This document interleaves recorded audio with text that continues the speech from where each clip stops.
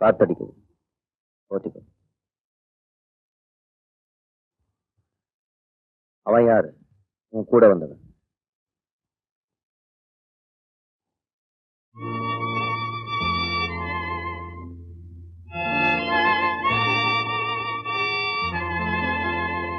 ஒன்னை விட ஒன்ன பெட்டரா தெரியுதா?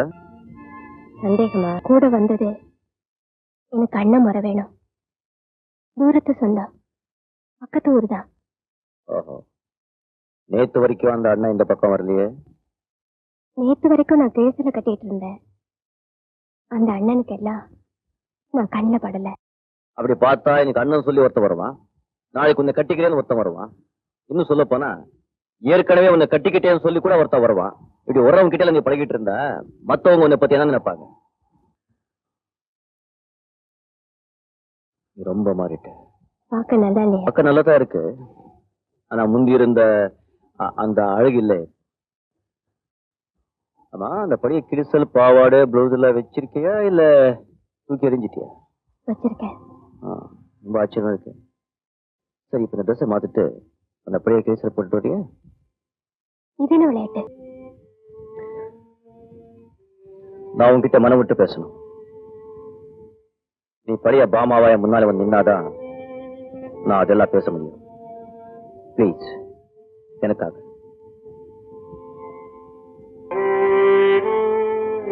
இப்பதான் எனக்கு ஒண்ணு பிடிச்சிருக்கு. இந்த கிழிசலோட இருக்க பாமாவைத்தான் நான் கட்டி காசுப்பேன். நம்ம கல்யாணத்தை பற்றி என்ன அண்ணங்காரன் தம்பிக்காரில் வர ஆரம்பிச்சுட்டாங்க. அந்த அண்ணன் தம்பிங்க பேச்சு கேட்டு நீ என்ன மறக்கிறதுக்கு சான்சஸ் இருக்கு. என்ன எப்பவுமே உனக்கு ஒன்னை விட ஒண்ணு பெட்டரா தெரியும். நான் ஒன்னும் தப்பா சொல்லல, அதோட வீக்னஸ். அதுக்கு நீ என்ன பண்ண முடியும்? பாவம். எதுக்கும் நாம ரெண்டு பேரும் சேர்ந்து கல்யாணம் பண்ணிக்கிறது நல்லதுன்னு நினைக்கிறேன். நீ என்ன சொல்ற? எப்பவுமே எனக்கு உங்களை பிடிச்சிருக்கு. Thank God. எனக்கு நீங்க செஞ்ச உதவிகளை எல்லாம் இன்னைக்கும் நான் மறக்க மாட்டேன். உங்களை கல்யாணம் பண்ணிக்கத்தான் ஆசைப்படுறேன். ஆனா அப்படி கல்யாணம் பண்ணிக்கிட்டா நமக்கு குழந்தைங்க பிறக்கும். கல்யாணம் பண்ணிக்கிட்டா பிள்ளைங்க தான் பிறக்கும். அது நம்ம வீட்டு நாய் கூட தெரியுமே. அந்த குழந்தைங்க வளருவாங்க. வளராம என்ன குளமாயிட்டா போவாங்க? வளரும் போது என்ன ஸ்கூல்ல சேர்க்கணும், காலேஜ் படிப்பாங்க, அதுக்கப்புறம் கல்யாணம் பண்ணி வைக்கணும். என்ன எல்லாம் புதுசு புதுசா சொல்ற? நான் அதுக்கு சொல்லலைங்க. வேற எதை சொல்ற? அந்த குழந்தைங்க எங்க அப்பா ஒரு பார்பர்னு சொல்லிக்கிறதுக்கு எவ்வளவு வேதனைப்படுவாங்க. அவங்க நன்மைக்காக நான் உங்களை கல்யாணம் பண்ணிக்க விரும்பல.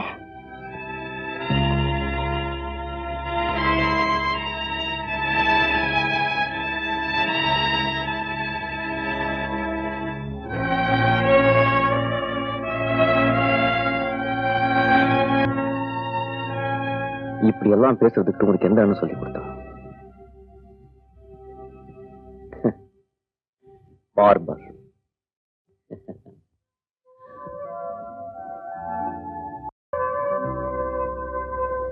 ஆமா, இந்த கிழிசல இந்த பார்பர் தான் அன்னைக்கு மறைச்சா. உன் அண்ணனோ தம்பியோ இல்ல. இந்த வீட்டு வேலைக்காரி ஸ்தானத்துல இருந்த உன்னை இந்த வீட்டு எஜமானி ஸ்தானத்துக்கு உயர்த்துறதும் இந்த பார்பர் தான். உன் அண்ணனுங்க யாரும் இல்லை. இன்னைக்கு உன் நிலைமையை மாத்திட்டு நான் மட்டும் நானாவே வாழ்ந்துட்டு இருக்கேன். என்ன எனக்கு வேற வேலை தெரியாது. பார்பர். இது வரைக்கும் நடந்ததுக்கெல்லாம் வைக்கப்படாம இப்போ நீ இப்படி சொல்ற. மாமா, உனக்கு எப்பவுமே ஒன்னை விட ஒன்னு பெட்டரா தெரியும். ஆனா நான் உன்னை விட பெட்டரா யாரையும் நினைக்கவும் மாட்டேன், ஆசைப்படவும் மாட்டேன். ஒண்ணு மட்டும் நல்ல ஞாபகத்துல வச்சுக்கோ, உனக்கும் அண்ணனுக்கும் ஐம் சாரி, இன்னொரு பெரிய மனுஷனுக்கும் கல்யாணம் ஆகலாம், குழந்தைங்க பிறக்கலாம். ஆனா அந்த குழந்தைங்க அம்மா மாதிரி நினைச்சிடக்கூடாது. அதாவது அம்மா ஒரு காலத்துல வேலைக்காரியா இருந்தா அப்படி நினைச்சு உன்னை வெறுத்திடக்கூடாது. அதான் என்னுடைய பிரார்த்தனை. இப்ப மத்தியான வேலை, நல்ல வெயில், இதை விட குழுமையான ராத்திரி நேரம் ரொம்ப பெட்டரா இருக்கும். நல்லா யோசி, ராத்திரிக்கும் முடிவு சொல்லு. போ, ட்ரெஸ் சேஞ்ச் பண்ணிக்கோ.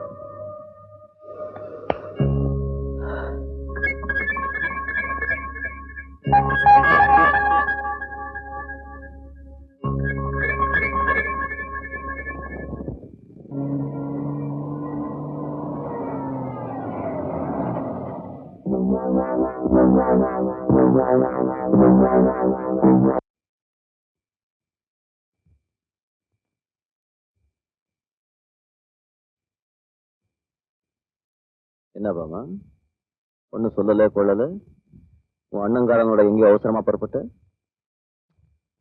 காத்து வாங்க போறியா? என்னை விட்டுட்டு போறத முடிவு பண்ணிட்டீங்க பாமா. நான் இப்போ சொல்றேன், நான் செஞ்ச ஒரு வேலை மறந்துட்டேன். என்னுடைய பரிசுத்தமான அன்பை கூட நீ மதிக்கலையா? இல்லங்கண்ண, உங்க தங்கச்சி கிட்ட கொஞ்சம் பேசணும். எப்பேற்பட்ட கொலை பாத்தியா? உன்னை காப்பாற்றணும்னு நினைக்காம அவன் மட்டும் எப்படி தப்பிச்சு ஓடுறான் பாரு. இவனை நம்பி நீ போயிட்டு இருக்க. இல்லைங்க, என்ன மன்னிச்சிடுங்க. உங்களை விட்டு நான் வேற எங்கேயும் போக மாட்டேன். அப்படியா? இப்பதான் உலகத்தை புரிஞ்சுட்டேன். Good, very good. இப்ப சொல்லுங்க, எனக்கு இந்த உலகத்துல உங்களை விட வேற யாரும் முக்கியம் இல்லைங்க. நான் எவ்வளவு பெரிய பாவம் பண்ண பார்த்தேங்க. என்ன மன்னிச்சிடுங்க. இதை மன்னிக்கிறதுக்கு என்ன இருக்கு? நீ என்ன தப்பு பண்ணிட்ட? ஒண்ணும் இல்ல. நீ அழக்கூடாது, அழவே கூடாது, சிரிச்சுட்டே இருக்கு. சரி சரி, கமான்.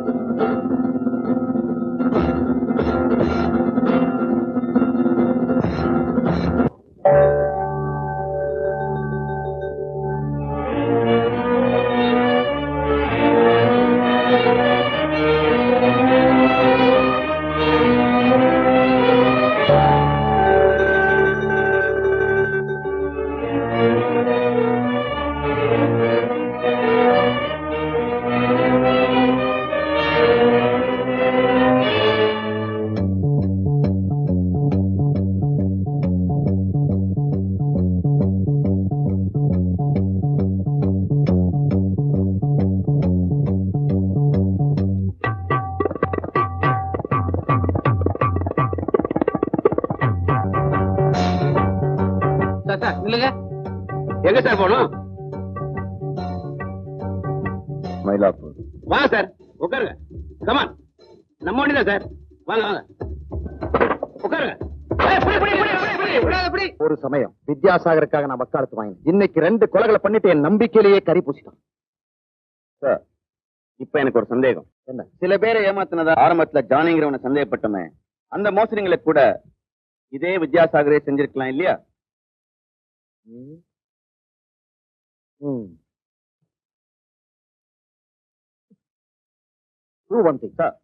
அந்த வித்யாசாகர் மட்டுமல்ல, அவனோட அந்த ஜானிங்கிறவன் சேர்த்து அரெஸ்ட் பண்ணுங்க சார். அதனால பல உண்மைகள் வெளிவரும். Yes sir. ஓகே.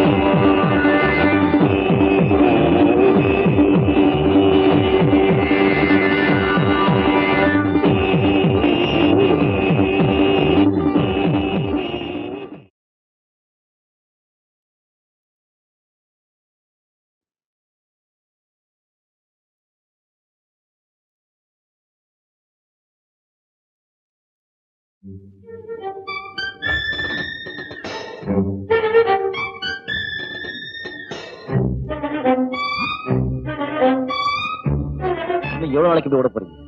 இல்ல உங்களுக்காக நான் எவ்வளவு நாளைக்கு ஓட போறேன்? ஆமா, இவர் பெரிய மகாத்மா. உன் கை சுத்தமா இருந்தா நீ ஏன் இப்படி மறைஞ்சு திரியுற? இந்த நிலைமையை பார்த்தா உனக்கு வேடிக்கையா இருக்குல்ல? இதுக்கெல்லாம் இன்னைக்கு ஒரு முடிவு தெரிஞ்சாகணும். நான் 1000 கெட்டவனா இருக்கலாம் சார், அந்த கொலைகாரன் இல்லை. நீ செஞ்ச கொலைக்கு நான் தூக்கில தொங்க தயாரா இல்லை. என்ன எந்த தப்பு பண்ணாதவா நல்லவா யோகியா அப்படின்னு போலீஸ் போய் சொல்ல பாக்கலாம். யார் வேண்டாம்? அப்படியே நீ போனா கூட நாட்டுக்கு என்னையா நஷ்டம்? நீ செஞ்ச அக்கிரமத்துக்கெல்லாம் போலீஸ்காரங்க என்ன கொடுமைப்படுத்துற? நான் அவமானப்படல. இப்போ அதுக்கெல்லாம் சேர்த்து வச்சுதான் நீ அனுபவிக்கிற. அனுபவி. நீ நினைக்கிறது எனக்கு புரியுது. ஒருவேளை நான் முதல்ல போலீஸ் ஆகப்பட்டா நீ தப்பிச்சு போய் நிம்மதியா இருக்கலாம்னு பாக்குற இல்ல? சரி, நான் தப்பிச்சு நீ மாட்டிக்கிட்ட, உன்னை தப்பிக்க விட மாட்டேன்.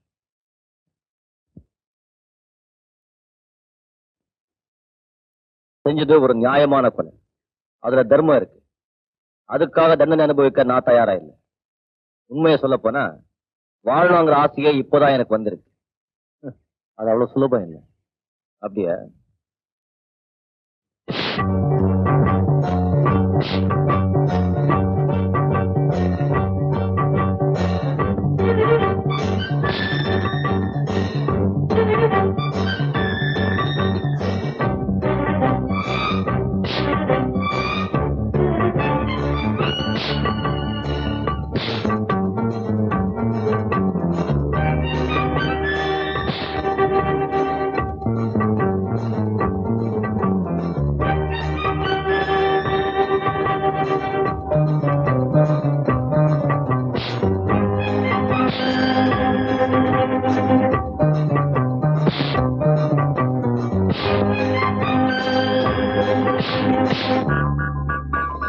Thank you.